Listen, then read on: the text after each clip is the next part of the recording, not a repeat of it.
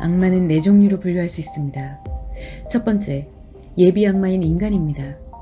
악마의 잠재 능력을 갖고 있으며 악마가 되기 위한 준비 상태에 있는 것을 말합니다. 예비 악마는 인간관계에서 스트레스와 상처로 인한 고통과 어려움을 갖고 사는 인간으로서 인간의 행복으로 회복하지 않으면 악마들의 포섭 대상이자 먹잇감이 됩니다. 두 번째, 악마 수업을 받는 인간입니다. 악마 선생에 의해 진실을 거짓으로, 거짓을 진실로 믿을 수 있도록 악마 수업을 받게 됩니다. 이 과정을 통해 악마는 인간이 자신에게 의존하고 맹신하도록 만듭니다. 그러면서 인간이 아닌 악마의 사명의식과 믿음을 확신하도록 만들게 됩니다.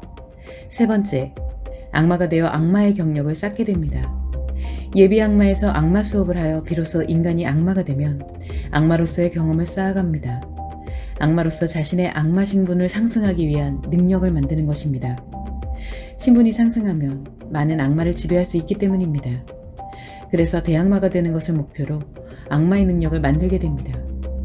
네 번째, 인간을 악마로 만드는 악마 선생이 됩니다. 자신이 인간을 악마로 만드는 선생이 되어 악마를 양성하는 것입니다.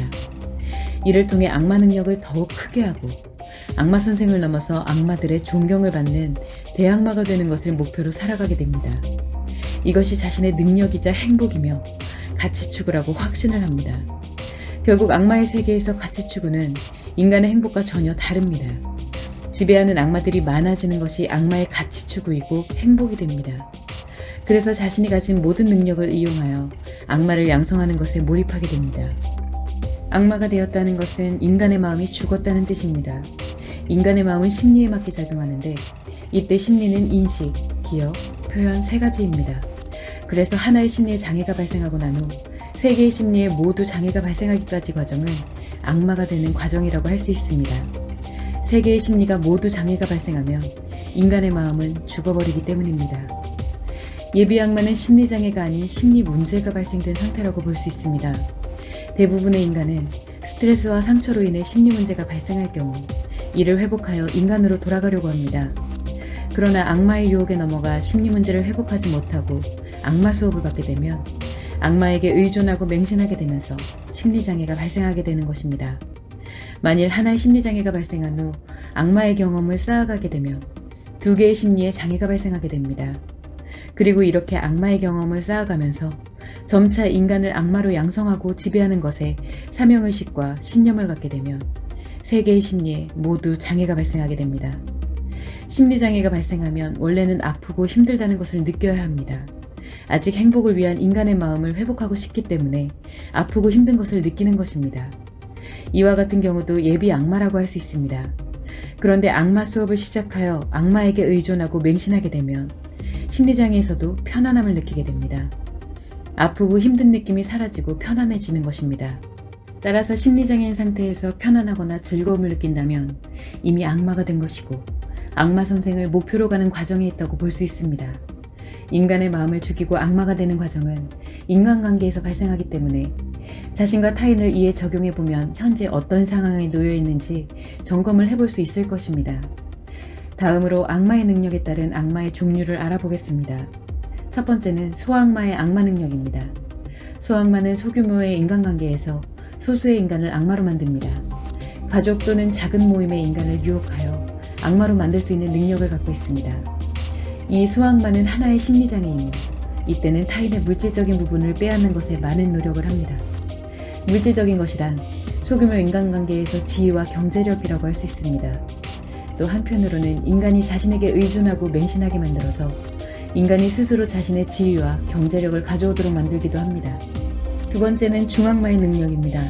소악마에서 악마 경험을 쌓게 되면 중악마로 발전합니다. 이때 악마로서 영향을 주는 인간관계의 규모는 중규모로 커집니다. 주로 수백에서 수천 명의 인간관계인 단체, 조직, 회사 등을 의미하는 것입니다. 대부분 두 개의 심리장애가 발생한 경우라고 할 수 있습니다. 이 중악마는 소악마를 지배하고 타인의 물질을 모두 빼앗는 것은 기본이며 타인의 마음까지 빼앗는 능력을 갖고 있습니다. 자신에게 스스로 물질을 바치면서 의존과 맹신을 하도록 하고 이러한 행동은 스스로 기뻐하고 행복하도록 만드는 능력입니다. 인간의 마음을 빼앗으면 인간이 갖고 있는 물질은 스스로 가져온다는 것을 알고 있는 것입니다. 세 번째는 대악마의 악마 능력입니다. 대악마의 경우 영향을 미치는 인간관계가 대규모입니다. 따라서 대악마가 미치는 영향력은 사회, 국가, 세계 곳곳에 이릅니다. 정부, 언론과 방송, 정치, 종교 등에 영향을 미칠 정도로 유명세와 인기를 갖고 있는 경우가 많습니다. 이는 대부분 세계의 심리장애가 발생한 경우라고 할 수 있습니다. 대악마는 소악마와 중악마를 지배하고 타인의 물질과 마음뿐 아니라 타인의 생명까지 빼앗을 수 있는 능력을 갖고 있습니다. 즉 타인의 생사여탈권까지 지배하고 있는 것입니다. 오로지 자신에게만 의존하고 맹신하면 되기 때문에 타인의 가정도 쉽게 해체시키고 생존과 행복에 대한 모든 것을 결정해줍니다. 악마의 능력은 타인의 것을 강제로 빼앗느냐, 스스로 가져오게 하느냐의 차이가 있을 뿐이고 실체는 똑같습니다. 소악마는 중악마를 목표로 가치 추구를 하고 중악마는 대악마를 목표로 가치 추구를 하며 대악마는 자신의 악마주의를 지키고 발전하기 위한 가치 추구를 합니다. 이처럼 악마의 종류와 악마의 능력은 인간관계 규모에 따라 그리고 심리장애 정도에 따라 미치는 영향이 다르다는 점을 참고하면 좋을 것 같습니다.